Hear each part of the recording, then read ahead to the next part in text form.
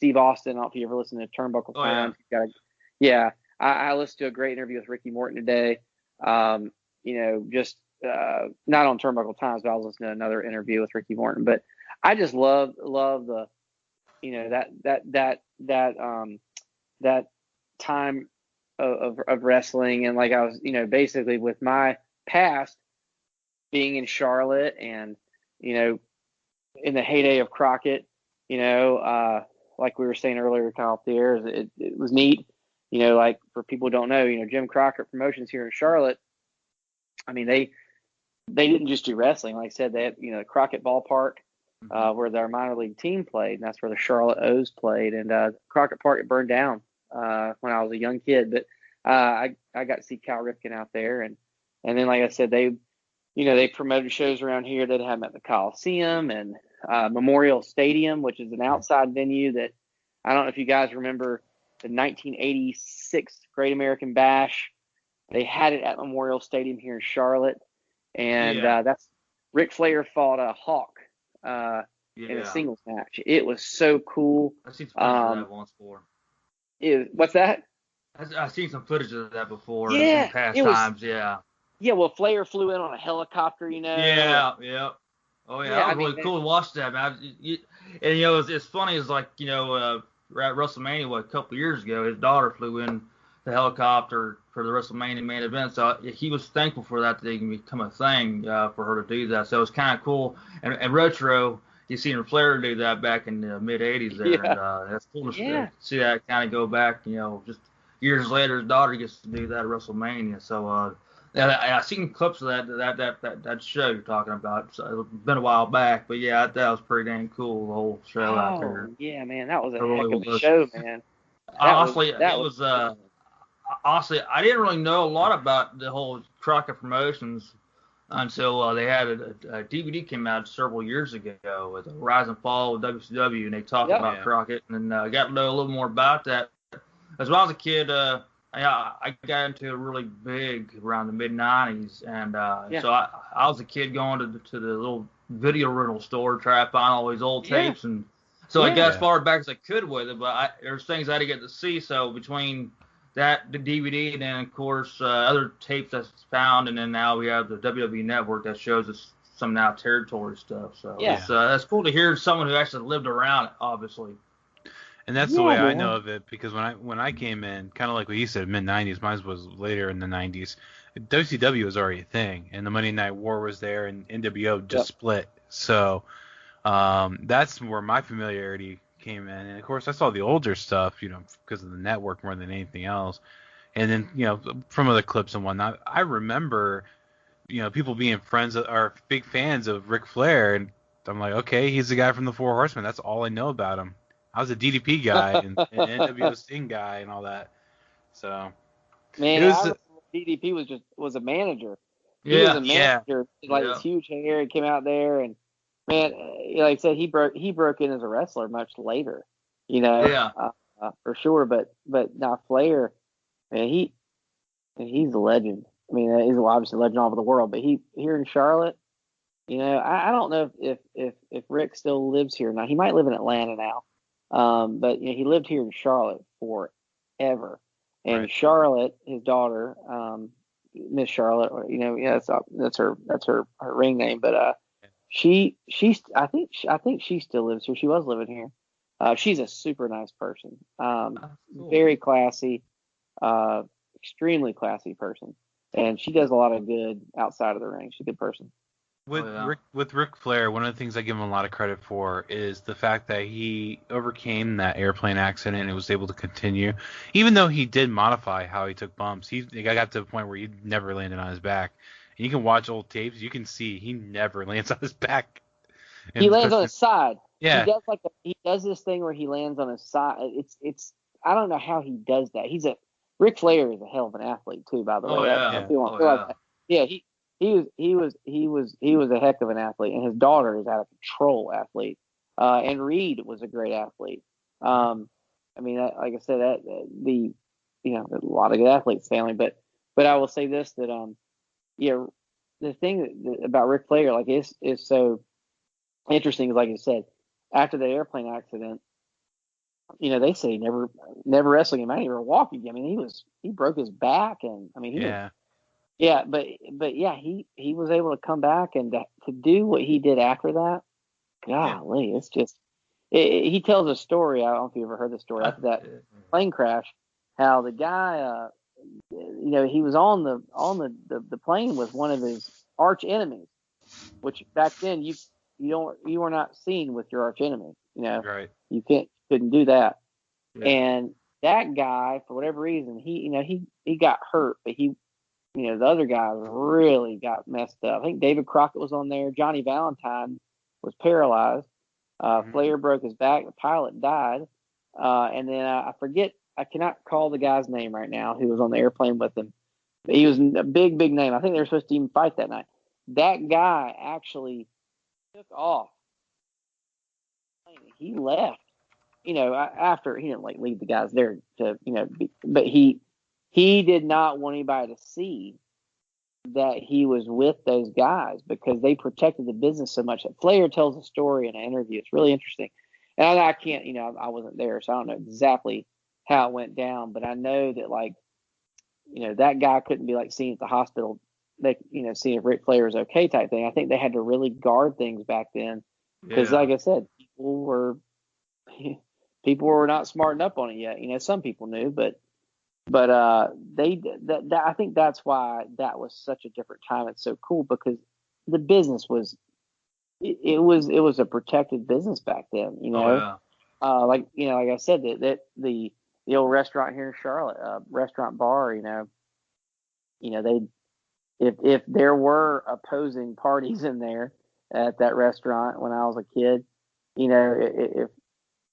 wouldn't be together. Right. If a good guy was in there and a bad guy, well, they were not going to be next to each other drinking beers, no matter how good of friends they were. When I used to go to the matches when I was little, and I mean, like I said, there was the good guy dressing room, there's the bad guy dressing room. They just did things different then. And that's why I like the split tunnel in AEW because they have their own. But one of my favorite back in the day stories about kayfabe is I think it was Hulk Hogan shared this. He was in the car with one of the head shrinkers, and the head shrinker got pulled over. And the cop kept on trying to talk to him, but the head shrinker's character was he didn't speak English. And he's just like, we're going to get arrested because he will not talk. That is phenomenal. That is great. That right there, that's why that time of wrestling was so good. Because they did not break character. Oh my God. I mean, at the end of the day, they would go through leaps and bounds. I think Ricky Morton told a story on his podcast I was listening to today. He was talking Hannibal. He was talking to Hannibal. He was telling a story about a guy wrestled, I don't know how many times, was it constant wrestling matches with him. It was like Wrestling Number 2 or one of these names. The guy wore a mask. Oh, Mr. Wrestling Number 2, yeah. I think it was Number 2. I can't remember, man. I hate quoting things because sometimes you can't remember exactly what I was saying. But there was a wrestler, and the guy, I mean, Ricky knew him real well, but the guy never would show his face. He said when they went in to take showers, he had on 2 masks. He would take off the first mask. He had another mask on. And he said it was like years later, he was in a Walmart or something. And this guy comes up and you're talking to him. He's like, I knew the name. I mean, I knew the voice. I was like, I know this guy. And he had never seen him with his mask off before. That's how protected those guys were back then, man. I mean, even Ricky did it. And he wrestled as him. He still didn't know what the hell he looked like. So it's just, I love hearing stories like that. I'll tell you some good stuff here. So being in Charlotte, and growing up here when it was in its heyday here, and back then, guys, you had worldwide wrestling, you had NWA, you had the WCW, you had Mid Atlantic, all that stuff was really kind of blended in together, right? That was all being run through here. It was like Mid Atlantic Wrestling, the same guys you'd see, Worldwide Wrestling came on at like 11 o'clock on Saturday morning. And it'd be Bob Cottle and sometimes Johnny Weaver would be doing the broadcasting of that. Well, I mean, Rock and Roll Express, Four Horsemen, all the same guys would be there. That show would be a lot of times shot in a big high school or sometimes a smaller arena type thing. but that was the same. That was all under the NWA, right? So the WCW, all that stuff, Worldwide Wrestling, Mid-Atlantic, was all under the NWA. But I'll tell you, one good story I'll tell you for sure. So when I was little, you remember Wahoo McDaniel? Yeah. Okay, he that dude was for real. So he was a pro football player. I mean, he was big time, big time. Ric Flair will tell you that. I mean, Wahoo McDaniel was big time. I mean, he had the rushing record and college. I mean, the guy was. I mean, he was big time, the big time player. So I think he played for the Jets. Anyway, he got out and got into wrestling because he's making more money. But Wahoo, his wife worked for my dad. So my dad's a barber, and he had several salons and stuff, And his I believe his wife did nails, one of my dad's salons, and she used to make. I think she made all of them. But I know she made some of Ric Flair's robes. But Wahoo, that guy, he was a tough son of a gun, man. Really? Yeah. Somebody was making fun of him one day because he was Chief Wahoo. He was an Indian, and he really was an Indian. And I forget where he was, man. He took and threw somebody clear through a window because the guy was making Indian sounds. I mean, people just you just don't mess with those guys. He was the nicest guy in the world. I met him when I was little, a couple, 2-3 different times. The nicest guy in the entire world, man. But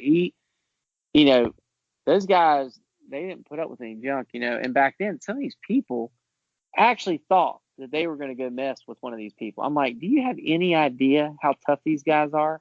I mean, seriously, you're going to go jump on a wrestler? I mean, holy moly. I mean, but back then, some of these guys, they hated some of these guys so much because they thought it was real. Yeah. I mean, if you listen to these stories, I mean, these guys have been stabbed coming down the aisle. They've been hit with, bricks, all kinds of stuff. Some of these wrestlers, it's insane what they went through, man. Yeah, absolutely. It's my dad's mom, before she passed away years ago. They used to take my dad up to small shows up in Indiana, and they're at the show once, and she got so into it with one of the bad guys, she tried to clobber him with her cane. That's awesome.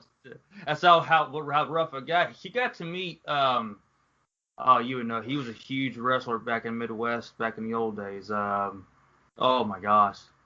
So you're basically saying that your dad's mom was the stunt granny? Yeah, you can say that. Great. There's a guy back in Midwest days. I guess he was like what my dad described. He was oh my gosh, I can't think of his name right now. Oh, Dick the Bruiser. Oh yeah. She got to meet Dick the Bruiser once before. He couldn't. Yeah, he come out of character or anything much for him, but he was trying to be nice with my grandpa or his dad, and I guess he gave him something to. He couldn't sign any autographs or anything, but I guess he gave something like my grandpa to give my dad, but without them really knowing anything. But yeah, I guess he tried to stay in character, but he knew some people. I guess he just kind of went out of character a little bit. He was one of those nasty bad guys back in the day, real tough guy, Dick the Bruiser. Oh yeah. So legit, man. Yeah. So we're talking about the old school wrestlers and whatnot, and the toughness, and even still, like some of the things that carry over now. I mean, for instance, we're talking about all these wrestlers going through so many things. Cesaro lost his teeth in the middle of a match. And you gotta give him credit for continuing at least for a little bit while his teeth are in the wrong place. Oh God! I mean. I don't know. I don't know how. Like I said, that to me, I mean, that's what I'm talking about, the toughness factor. Yeah, losing your teeth and then still having to continue going on and putting on a show. It's not like you're in a real fight, so it's only gonna last 15 seconds. You're just gonna flip out and hit somebody. Your adrenaline's rushing. No, you got to continue to put on a whole show. Yeah. And continue going. I saw. What this was the other day, guys. This is newer stuff. I haven't seen it. A guy. It was a WWE, and there were two. It was a tag match, and one guy was in the corner of the turnbuckles. It was a ladder match, I guess. He had both guys' heads